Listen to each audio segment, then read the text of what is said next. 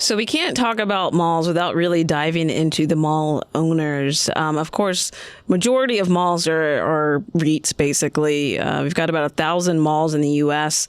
70% are owned by these REITs. I mentioned the retail boom that happened in the 90s and 2000s, and really since the recession, haven't really seen a similar boom. It's interesting that the U.S., though, still has more retail square footage than any other country in the world right now. When you combine that with these store closures, these bankruptcies that are happening, you've got a lot more vacated space, and that's really impacted a lot of these mall REITs.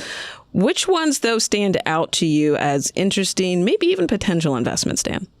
So the mall company I'll point out is Simon, because the upscale mall here in Palm Beach Gardens is a Simon mall.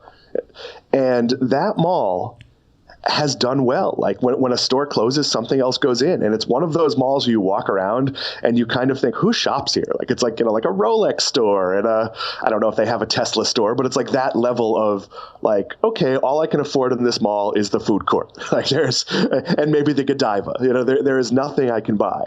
But those malls, and Simon as a company has seen their dollar per square foot go up 3.1% over last year.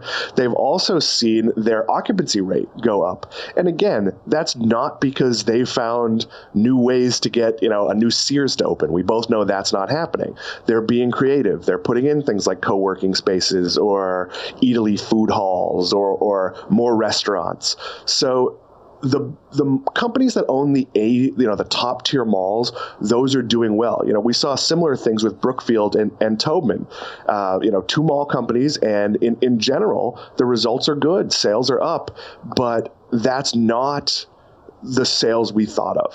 There's a few chains. Ulta Beauty is expanding quickly. Ross is expanding, not necessarily a mall store.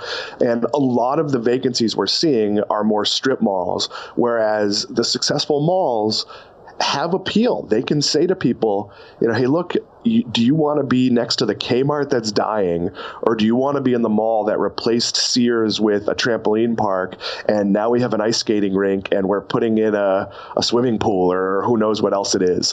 So it's really about the rich getting richer, and we're going to see a lot of like fully vacant strip plazas consolidate and get steamrolled and turned into something else. Yeah, so really where you're seeing this trend go, Dan, is premium mall opportunities, REITs that are focusing on premium brands, premium stores. And I think what you kind of see happening in the entire mall REIT space is they are trying to make concessions to keep as many of these stores there, just to keep their occupancy rates relatively high. I think most of them are trending around 94%, if not higher. But 99% is what we saw just a few short years ago. So overall, the mall REIT section is, I think, an interesting investment opportunity. One, just because a lot of the fear mongering that's going on with the death of retail, I don't think malls are going to go anywhere anytime soon. I do think it is about adapting and figuring out which strategy they can employ to drive foot traffic, but I don't see them going out. So would you say that now might actually be a really good time to buy some of these mall REITs, especially with yields, 5, 6, 7, 8% and higher?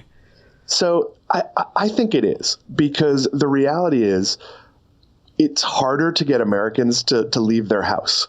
If you can buy most things on Amazon, you're not going to make a quick trip to the grocery store for something you need for 3 days from now.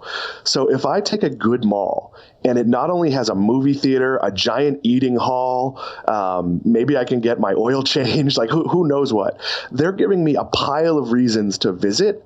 And that's going to be very attractive for stores. Right now, the one advantage you have, if you're, say, like Untuckit or Warby Parker, is you have leverage over a mall. You can go to the mall and say, I'm not signing a 10-year lease. I'm signing a 1-year lease with a bunch of options. I want these guarantees. I'm not going to give you this cut of my Christmas sales, sort of. So there's a lot more leverage for those retailers that sort of bring cachet to negotiate with the malls.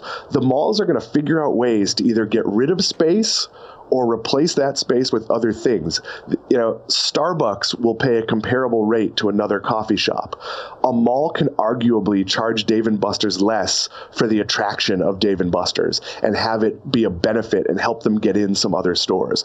So yes, cautiously, I would look at, these REITs as possible buys if you, like me, believe that people will still leave the house. They are still going to go to the mall. I don't think teenagers are as driven to the mall as they used to be, but they still want to go there. And, the things we liked, my son still wants a pretzel or a gelato or whatever it might be. And those things are at the mall. All right, Dan, always a pleasure to have you on the show. Be sure to stay out of the American Girl store. Continue propping up JCPenney. I don't think we have an American Girl store here. So. Not yet, and thank goodness.